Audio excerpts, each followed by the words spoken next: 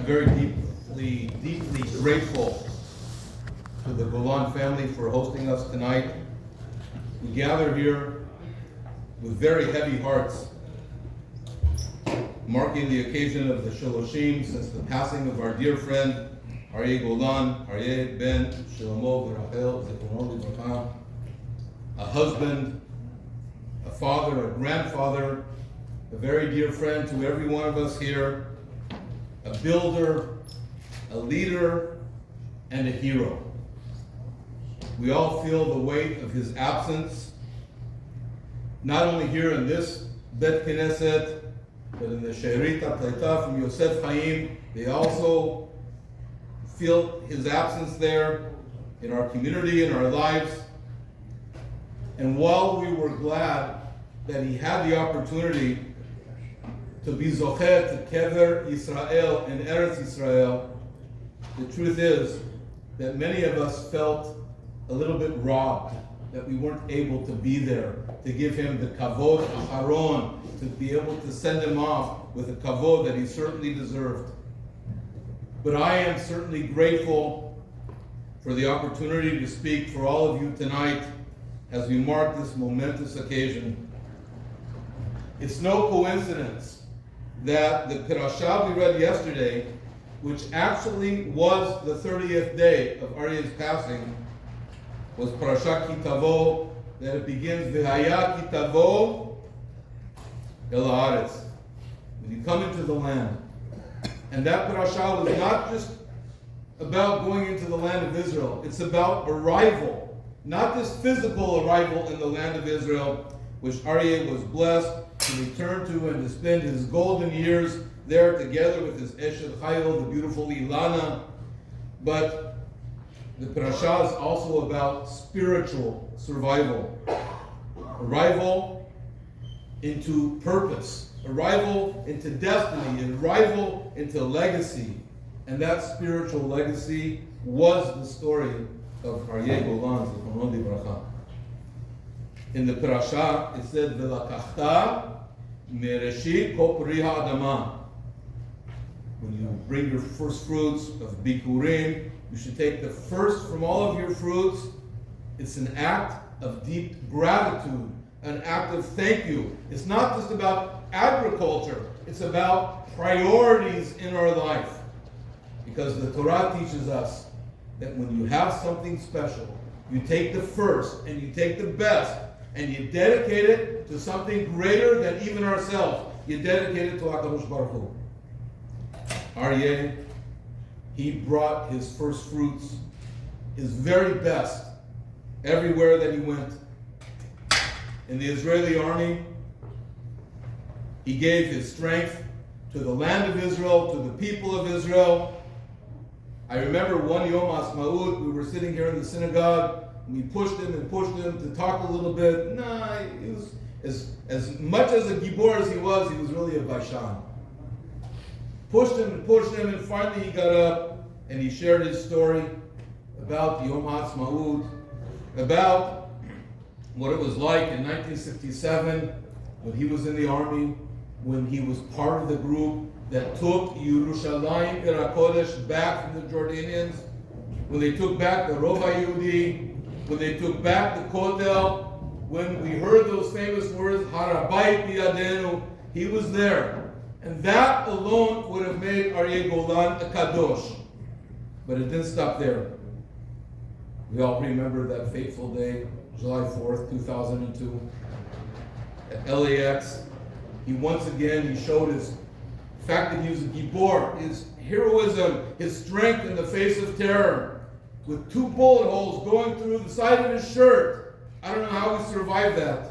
He instinctively jumped to subdue the terrorist who shot off 10 rounds at least, maybe more, taking the lives of our Kiddushim, Yaakov Aminu Alav Shalom and Victoria Chen Aleh Shalom. That too would have made Aryeh a Kadosh. And here in our Bet Knesset, Shaarey, Yerushalayim, Aryeh also gave his energy, he gave his skills, he gave his heart, not to receive kavod, but to build. And when I say build, I don't mean it, hey, build something. Literally, I mean it with his hands. He laid the foundation for this building that you're in right now. Before that, the Kila Kadosh of Yosef Chaim. He was one of the first ones when they bought it, when they fixed it up, when they made a Kila over there. That was Aryeh. Physically.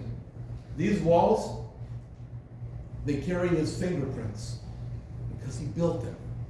He was our first contractor of record for this project over here. And that too would have made him a Kadosh. And you put together these three and you have Kadosh, Kadosh, Kadosh. That was a true Kadosh. The Parashah said, Arami Oved Avi. And the Torah tells us we have to make a declaration when we go with our Bikurim, and we have to remind ourselves of our humble beginnings and how we got here. And the Torah says when we bring our Bikurim, we must record our journey. We must talk about how we went from wandering and struggle to Geulah, to redemption, and to Beracha. That was Aryeh's life. It was struggle. It was survival. But it was a journey that went towards a life of contribution, of giving, of building. Aryeh, Kitavo El Haaretz, did not just arrive. He built. He did not just live. He gave. And he did not just speak, but he also acted. I fondly recall having several meals on Chagim at his table together with his beautiful wife and his family. And of course, Rabbi, he asked me to say Dvar Torah. I knew that was coming. Boy, I had something up my sleeve. I gave such a beautiful Dvar Torah. Wow, I'm done. No, Rabbi, that was only a little. Give me a little more. Maybe he did it for his wife. She loved to hear Torah. I came up with something else. Not as good as the first one, but good. He says, Rabbi, that's not it. I know there's more in you. I'm pushing you. There's more inside of you. Come on, give us another one. And I gave another Dvar Torah. And pretty soon it was time to go back from Mincham. Unbelievable. All the time, they treated us like royalty. True achnasat orchim, like we've never experienced it. He pushed us. And I remember on one visit to Eretz Yisrael, how Aryeh was so proud to show me his new home, his new Beit Knesset, his new community in Sur Hadassah, and his new grandchildren that were born to them over there in Eretz Yisrael. He was so proud. And I'm so glad we made that trip. And I remember one time here in Valley Village, where I went to see Aryeh in his office. I think it was off of Laurel Canyon, am I right? Yeah, a little hole in the wall somewhere back there. He had this beautiful office. And I went there because I was so worried about some very uncomfortable situation that was happening. People were coming after me, they were coming after my family, and they were coming after my assets. And I went to him to talk about it, and he said, don't worry about it, Rabs, I got it. I got you, don't worry about it. And so it was. And from that day on, everything was just beautiful. Relax, I got this. Our Parashah also said yesterday, appropriately, v'samachta b'chol hatov. With all the tremendous responsibilities we had in the Parashah yesterday, jam-packed full, Almighty God tells us, don't forget, celebrate the good times. And boy, did Aryeh celebrate the good times. I'll never forget.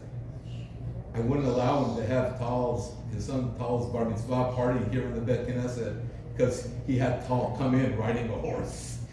I can't forget that. Aryeh had such a strong presence, powerful presence, and a handshake. You watch out about for his very firm handshake. You felt it in your bones. But behind all that was a deep sense of joy, satisfaction in building and in helping and in giving. When we started this Kehillah, we needed a Bal Koreh. So I would read a couple aliyot, and this guy would read a couple aliyot, and Aryeh would read a couple aliyot every Shabbat. And then we heard about a new arrival to Los Angeles, an immigrant from Argentina. And it was a wonderful, wonderful young man, and he needed the Parnassah. And so we made an arrangement. We said, why don't you come and read for us one Shabbat, and we'll see how you are. And that was Yaakov Sarur. And somehow, we made the arrangement for Yaakov Sarur to come, And he read the first Aliyah, and he read the second Aliyah, and the third Aliyah, flawlessly, beautifully, like we had never heard before. It was so amazing. And then he went to sit down. So, Shuhada. What's going on? Who's going to read the rest of the parasha? He says, no, that's what they told me. Prepare 3 aliyot. This is only a test. You're not getting the whole thing. Aryeh looked at me and he said, Rabbi, who's going to read the rest of the parasha? Joking, I said, you are. He said, okay. And he read the rest of the parasha, and he only made one mistake. And afterwards, when I told him, not bad, Aryeh, only one mistake. He says, I didn't make a mistake. I did that on purpose. Why? I didn't want you to think I was so good that I could just read like that without preparation anytime. I didn't want you not to give the job to Yaakov Sarur. I wanted you to give the job to Yaakov. And we did. And we helped a family out financially. The highest form of tzedakah you can do is give someone a job, give him parnasah. We did that. And we had beautiful service, not only from him, but for his entire family for many, many, many, many years. He got up and he was able to read. Aryeh, thank you for making that mistake. Aryeh gave of his time, his talents, his money. He didn't give because he had to. He gave because that was his simcha. That was something he took pride in. He took great pride in his family. He took great pride in his community. And he didn't need the spotlight to feel special, to feel uplifted. Just seeing us enjoy what he had built was all the benefit that he needed. And then later in Parashat it said, Arur Masi Givul Re'ehu. The Torah is telling us curses, a long list of people that violate the moral fabric of society. And among them, moving someone else's boundaries.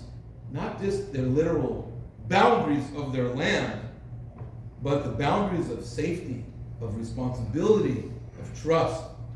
Aryeh was the opposite of that. He upheld the boundaries.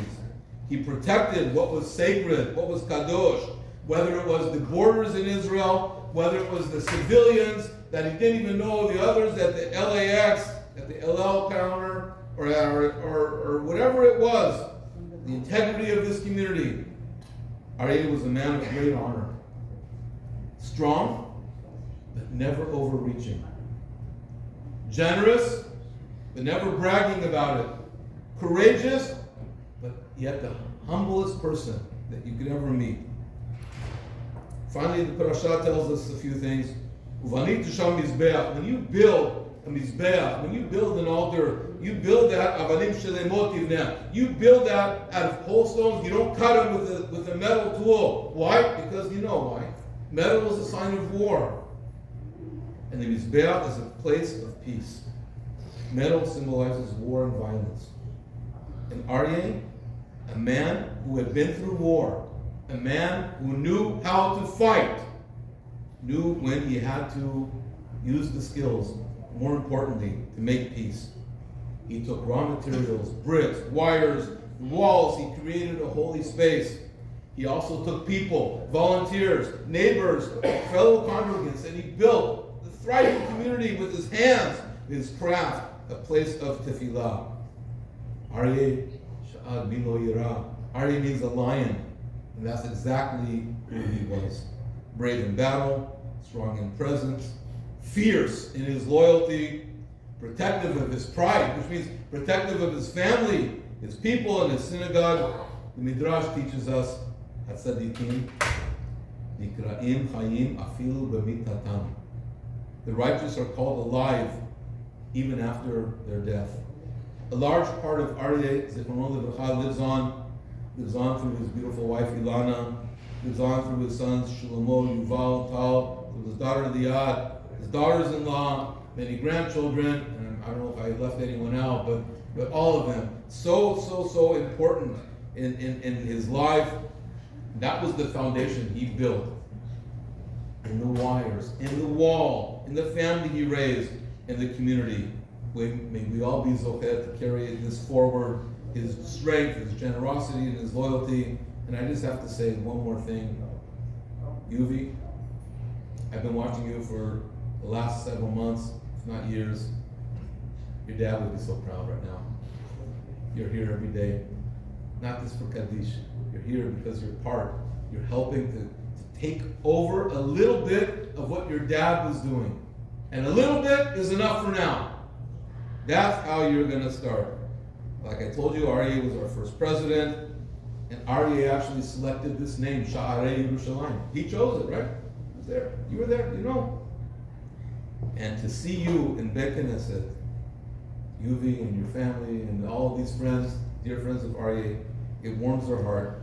He loved his children. He loved every one of them. Yizachro Baruch, may his memory be a blessing. Amen. We're going to invite you all up to the Suda upstairs, and we'll have Barachot up there, and maybe you'll hear a few more stories throughout the evening. Yizachro Baruch.